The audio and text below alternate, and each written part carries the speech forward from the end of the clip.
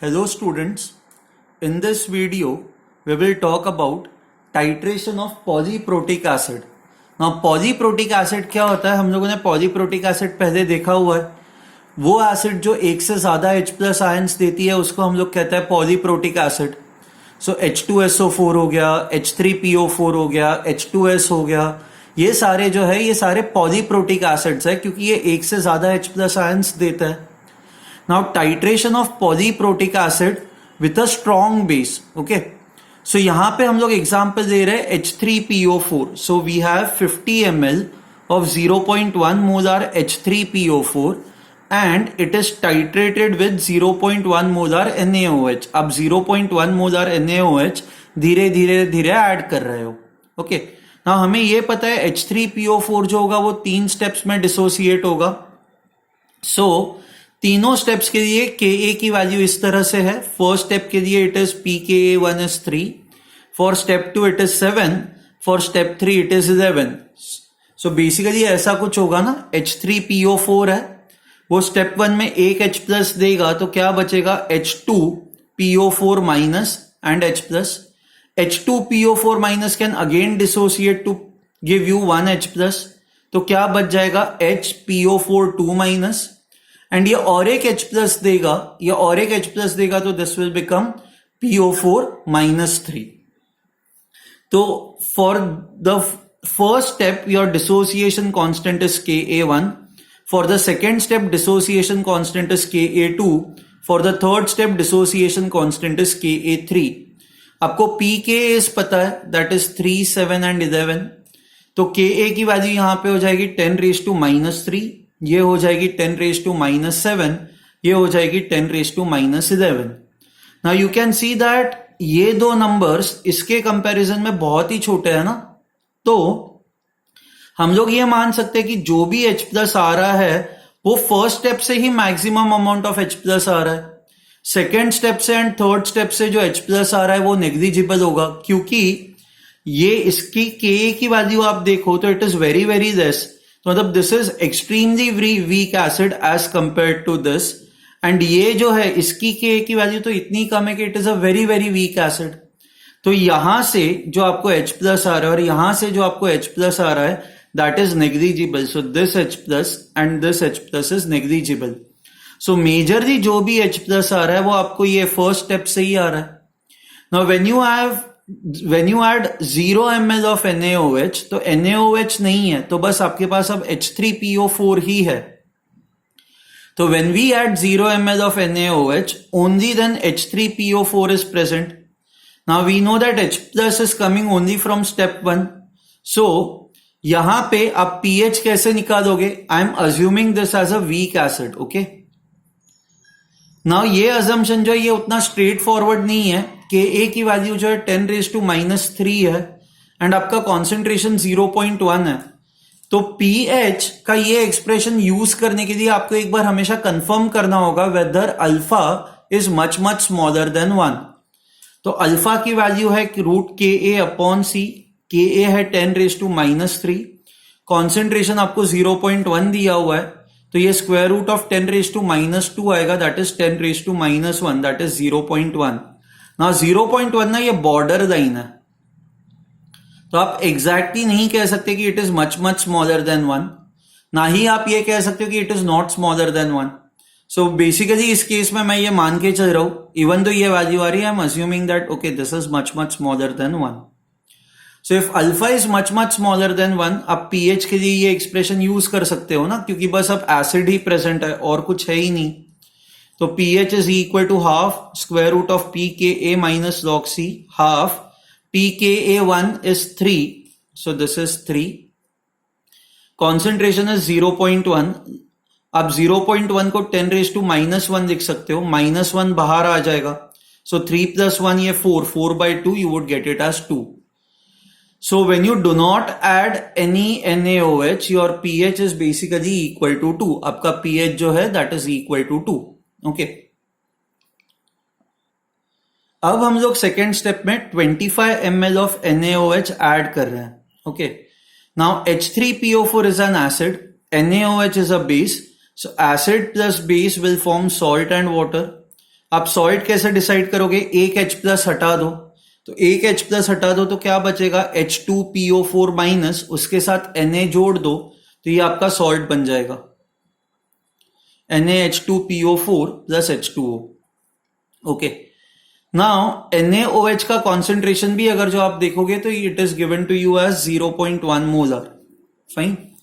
तो अब हम लोग जैसे अब तक करते आ रहे थे, नंबर ऑफ मिलीमोल्स कैलकुलेट करेंगे। H3PO4 के मिलीमोल्स कितने होंगे? Volume is 50 ml, concentration is 0.1, so 50 into 0.1 that is equal to 5। तो you have 5 millimoles of H3PO4। NaOH के कितने मिलीमोल्स होंगे? वॉल्यूम इज 25, अच्छा कॉन्सेंट्रेशन इज अगेन 0.1, ये दिया हुआ है आपको, सो 25 into 0.1 that is 2.5।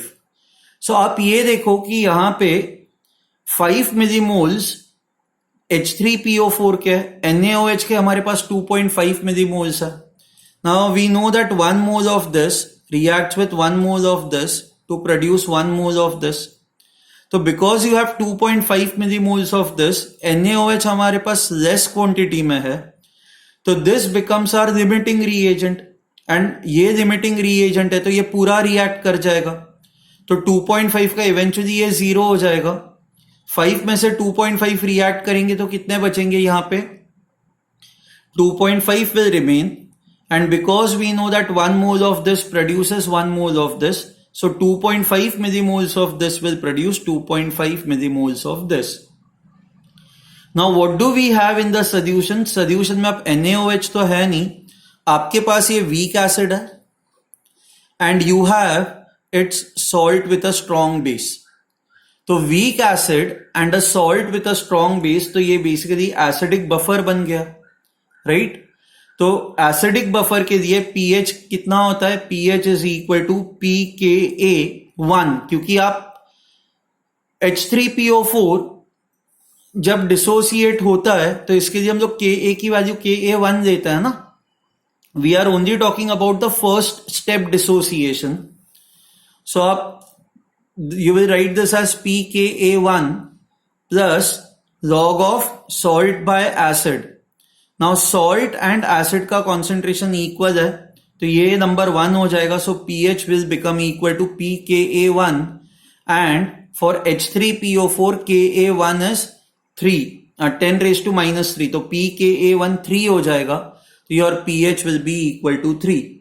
So when you add 25 ml of NaOH, आप NaOH बेस ऐड कर रहे हो, तो आप जैसे जैसे बेस ऐड करते जाओगे आपका pH जो है वो बस इंक्रीज होता जाएगा, करेक्ट? तो पहले 2 था, अब ये 3 हो गया है। This is also half equivalence point because 5 में से 2.5 रिएक्ट कर रहा है ना, तो because half amount of H3PO4 is reacting, this becomes half equivalence with respect to first neutralization, okay, or with respect to first equivalence point. Now what will happen when you add 50 ml of NaOH? Now 50 ml of NaOH would mean ये 0.1 molar है, right? तो अब NaOH के हमारे पास 50 into 0.1 5 millimoles है, H3PO4 के भी हमारे पास 5 मिलीमोल्स है। ना ये इक्वल क्वांटिटी में, तो ये एक दूसरे के साथ कंप्लीटली रिएक्ट करेंगे, सो फाइनली ये भी 0 बचेगा, ये भी 0 बचेगा, बस NaH2PO4 बच जाएगा। Now if you look at this reaction, this is nothing but salt, okay, तो only salt is remaining. Now because only salt is remaining, आप सॉल्ट हाइड्रोलिसिस का कंसेप्ट यूज कर सकते हो, बट यहां पे ये गलत होगा। The reason is because NaH2PO4 is nothing but H2PO4 minus. ये सॉल्ट की तरह तो बिहेव करता ही है, एट द सेम टाइम आपको ये भी पता है H2PO4 माइनस ये एसिड की तरह भी बिहेव करता है, क्योंकि ये आपको H प्लस आयंस दे सकता है। सो H2PO4 minus can behave like acid, and इसके लिए Ka की वैल्यू हो जाएगी Ka2, and H2PO4 can also behave like a salt of this acid H3PO4, and इसके लिए Ka की वैल्यू है Ka1। हम लोगों ने प्रीवियस लेक्चर में मतलब 2-3 लेक्चर्स पहले ये देखा था कि इफ यू हैव, इसको एम्फीप्रोटिक कहता है। हम आपको याद है हम लोगों ने HCO3 माइनस का एक एग्जाम्पल किया था जहां पे हम लोगों ने कहा था कि HCO3 माइनस ये सॉल्ट की तरह भी बिहेव कर सकता है, वो एसिड की तरह भी बिहेव कर सकता है। तो वैसे ही ये जब सॉल्ट एंड एसिड दोनों की तरह बिहेव कर सकता है तो आपका पीएच कैसे निकाला जाता है? pKa1 which is basically the pKa of this acid plus pKa2 which is basically pKa of this acid. ये सॉल्ट जो एसिड की तरह बिहेव कर रहा है उसका Ka डिवाइडेड बाय 2। आप ये एवरेज देते हो ना, सो pKa1 3 है, pKa2 7 है अपॉन 2, तो आपको pH 5 आ जाएगा। You can see the pattern, pH 2 था, 2 से 3 हुआ, 3 से 5 हुआ। अब जैसे जैसे NaOH ऐड करोगे ये pH इंक्रीज होता जाएगा। This also represents first equivalence point because H3PO4 has been now completely converted into NaH2PO4. So जब आप 50 ml NaOH ऐड करते हो तो फर्स्ट इक्विवेलेंस पॉइंट आ जाता है एंड 50 ml NaOH ऐड करने पे ये रिएक्शन कंप्लीट होके अब बस आपके पास NaH2PO4 बचेगा। I hope this is clear to you. अब मान लो आप और NaOH ऐड करो, अब आप 75 ml NaOH ऐड करो।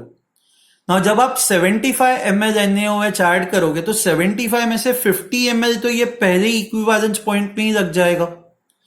तो जब 50 ml NaOH रिएक्ट कर जाता है तो इसके हमारे पास 5 मिलीमोल्स बन जाता है, correct?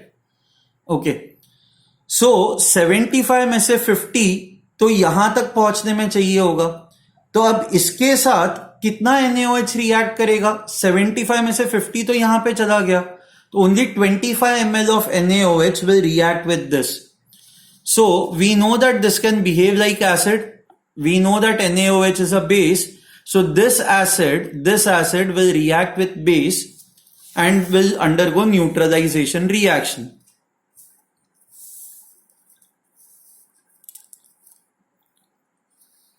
So when you add 75 ml NaOH, 50 ml will be consumed in first neutralization. So only 25 ml remains. Now ये 0.1 मोलर है। अब आपका रिएक्शन क्या होगा? ये NaH2PO4 जो बन रहा है फर्स्ट न्यूट्रलाइजेशन के बाद, इसके 5 मिलीमोल्स बन रहा है। When it reacts with NaOH, this will behave like acid, तो ये H प्लस दे देगा। H प्लस दे देगा तो अब एक Na आपको यहां पे ऐड कर देना है, तो इट विल फॉर्म Na2HPO4। यहां से H प्लस आएगा, यहां से OH माइनस आएगा and it will form H2O। Now you have 5 millimoles of this.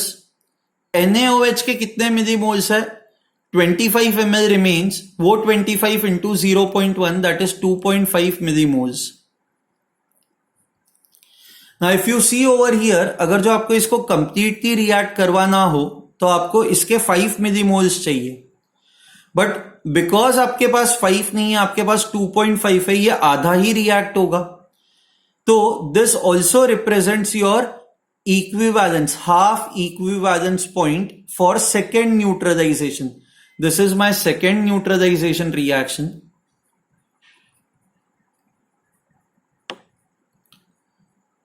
This is my second neutralisation reaction and second neutralisation reaction के लिए ये जो है ये it represents half equivalence point.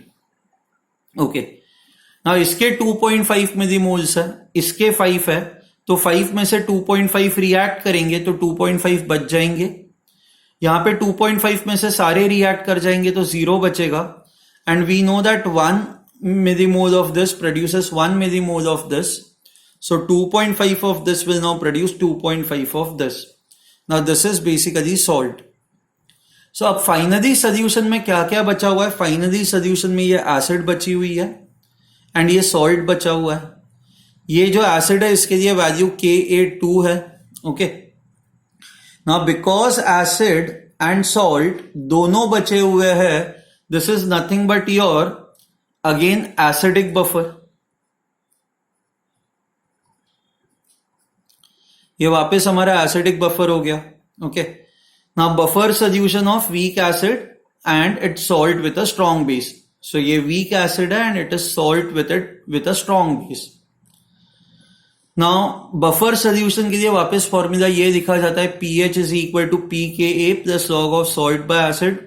Salt भी 2.5 है, एसिड भी 2.5 है, तो ये log 1 0 हो जाएगा. pH would be equal to pKa2 and pKa2 आपको क्वेश्चन में 7 दिया हुआ है. So therefore pH becomes equal to 7. So now this represents your half equivalence point of second neutralisation. Okay, now equivalence point of second neutralisation कब आएगा? जब ये पूरा का पूरा रिएक्ट कर जाएगा तब आएगा. So let's say now if you take 100 ml of NaOH, what would happen? When you take 100 ml of NaOH, 100 में से 50 तो फर्स्ट न्यूट्रलाइजेशन में चला गया, तो सेकेंड न्यूट्रलाइजेशन के लिए बस कितना बचा? 50 ml रिमेन्स. नाउ NaH2PO4 ये आपके पास 5 मिलीमोल्स थे जो फर्स्ट न्यूट्रलाइजेशन के बाद आ रहे थे आपको हमारे पास. NaOH हमारे पास कितना है? 50 ml जो बच रहा है into 0.1 molar. So this will also be 5 millimoles. Now अब ये दोनों इक्वल क्वांटिटी में एंड 1:1 के रेशियो में रिएक्ट करता है. सो 5 millimoles of this will react with 5 millimoles of this. तो फाइनली ये भी 0 बचेगा, ये भी 0 बचेगा, बस अब ये बन जाएगा. Okay, so even you will get 5 millimoles of this which is salt.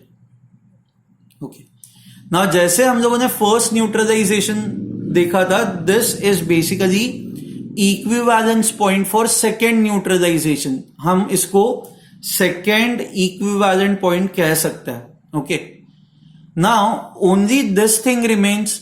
Now we know that this is salt. At the same time ये Na2HPO4 is nothing but HPO4 minus. ना हमें ये पता है HPO4 minus can also give you H plus and इसके लिए Ka की value है Ka3. Correct?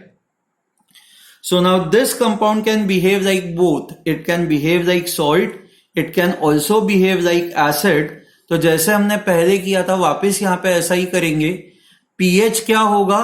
pH would be equal to average of pKa's. आप कौन कौन से pKa's कंसिडर करोगे? ये एसिड की तरह बिहेव कर रहा है एंड इसके लिए Ka की वैल्यू Ka3 है, तो आप pKa3 कंसिडर करोगे. एंड ये सॉल्ट ये एसिड से बना हुआ है एंड इस एसिड के लिए Ka की वैल्यू है Ka2, तो आप ये Ka कंसिडर करोगे. So your pH now would be equal to pKa2 plus pKa3 upon 2. You can see that Na2HPO4, it is this compound. It can behave like both acid and salt. So pH will be equal to pKa3 जो इसका खुद का Ka है plus pKa2 ये जिस acid से बना है उसका Ka upon 2. So 7 plus 11 by 2 pH is equal to 9. You can see that pH is continuously increasing. Similarly अब तक हम लोगों ने सेकेंड इक्विवेलेंट पॉइंट खत्म किया. सेकेंड इक्विवेलेंट पॉइंट के बाद अब हमारे पास क्या बचा है? बस Na2HPO4. तो अब थर्ड इक्विवेलेंट आप खुद से कर सकते हो. थर्ड इक्विवेलेंट के लिए रिएक्शन जो होगा वो ये होगा Na2HPO4, it will react with NaOH. This will form Na3PO4 plus H2O. This will behave like an acid क्योंकि ये H plus देगा. This will behave like a base. So this is what you would get. इसमें भी अब 2 point special हम लोग consider करेंगे. 125 ml पे हाफ इक्विवेलेंस पॉइंट आ जाएगा एंड 150 ml पे फुल इक्विवेलेंस पॉइंट आ जाएगा. सो वो आपको करना है. फॉर 125 ml pH की वैल्यू 11 आनी चाहिए. Please see if you are getting 11. And for 150 ml ये थर्ड इक्विवेलेंट पॉइंट आएगा. थर्ड इक्विवेलेंट पॉइंट आएगा तो अब बस क्या बचेगा? ये पूरी तरह से रिएक्ट हो जाएगा ना थर्ड इक्विवेलेंट पॉइंट पे. तो now you will only have PO4 -3. Basically ये सॉल्ट ही बचेगा. Now this can not behave like acid, इसमें H प्लस है ही नहीं. So now after third equivalent point you will only have salt and फिर आप लगाओगे सॉल्ट हाइड्रोलाइसिस का concept. Okay, इसके पहले के दो जो इक्विवेलेंस पॉइंट थे वहां पे जो सॉल्ट मिल रहा था वो बिकॉज एसिड की तरह भी बिहेव कर सकता था, तो पीएच के लिए हम लोग ये फॉर्मूला यूज कर रहे थे। But because third equivalent point के बाद बस आपको PO4 माइनस ही मिलेगा which is pure salt, it is not acid, you will only use the concept of salt hydrolysis. ये PO4 माइनस 3 हाइड्रोलाइस होगा तो आप एन आयोनिक हाइड्रोलाइसिस कंसिडर करोगे, you will consider N ionic hydrolysis.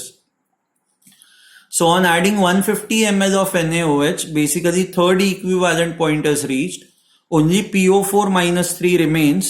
So we will only consider anionic hydrolysis. Okay. अब यहां पे आपका ये ग्राफ कैसा होगा? नहीं, before we go on to the graph, please remember this, ये फाइनल स्टेप है ना।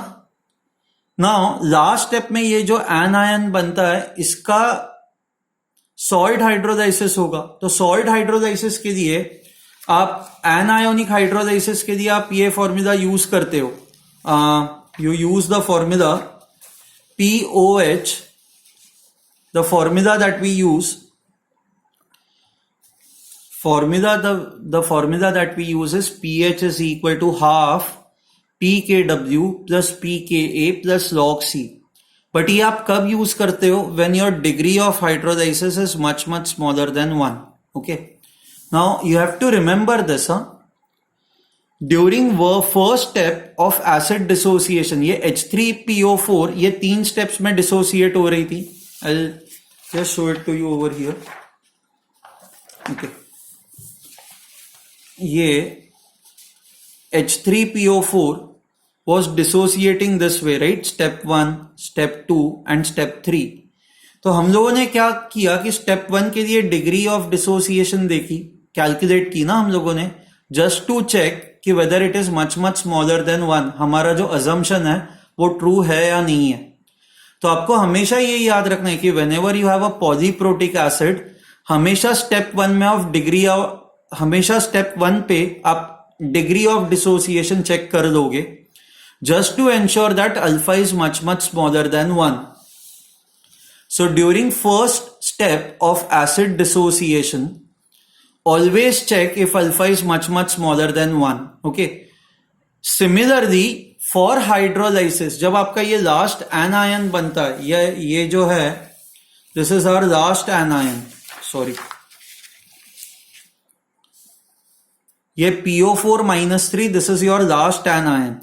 So whenever your last anion is formed, यहां पे भी आप चेक कर देना whether degree of hydrolysis, that is H, is much smaller than 1. ये है या नहीं है, ये बस एक बार आप चेक कर देना। ओके, क्योंकि जब when this is true, only then you can use this formula.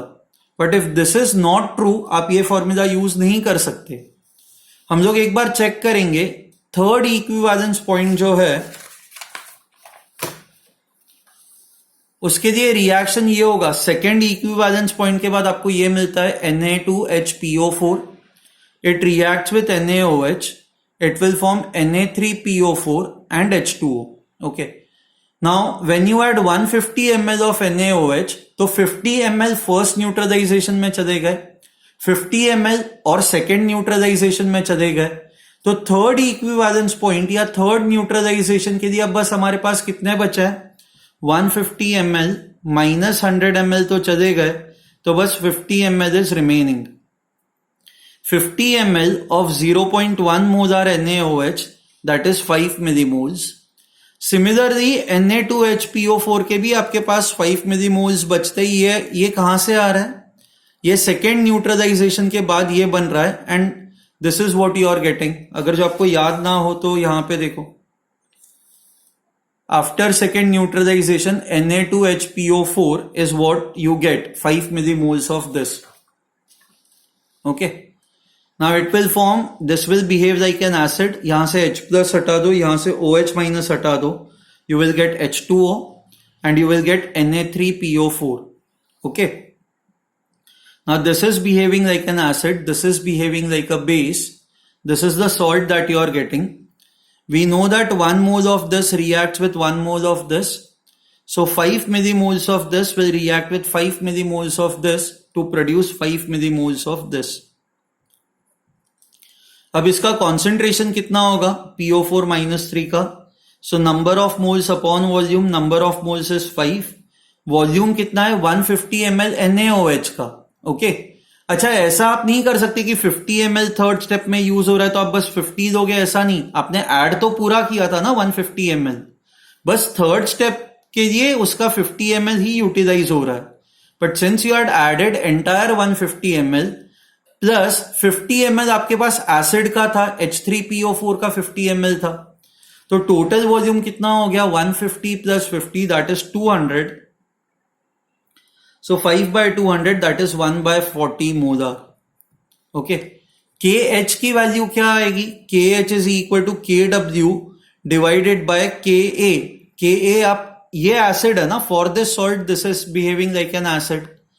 And for HPO4 minus KA की वैल्यू होती है KA3 जो आप कंसिडर करोगे. So KH is equal to KW upon KA3, 10 raised to minus 14 upon 10 raised to minus 11, that is 10 raised to minus 3. So if H is much smaller than 1, H की value कितनी होगी? Square root of KH upon C. KH is 10 raised to minus 3, C की value 1 by 40. आप ये put करो तो ये 0.2 आ रहा है ना. आप ये अजम्पशन कब यूज कर सकते हो? H is much smaller than 1. ये आप तब यूज कर सकते हो when H is smaller than or equal to 0.1. But your value of H is 0.2 ना, which is greater than this. तो इसका मतलब हमारा ये जो अजम्पशन है that assumption is wrong. जब आपका अजम्पशन रॉन्ग होता है तो आप ना ही ये फॉर्मूला यूज कर सकते हो, you cannot use this formula, ना ही आप ये फॉर्मूला यूज कर सकते हो, you also cannot use this. तो ऐसे केस में फिर हम लोग ये जो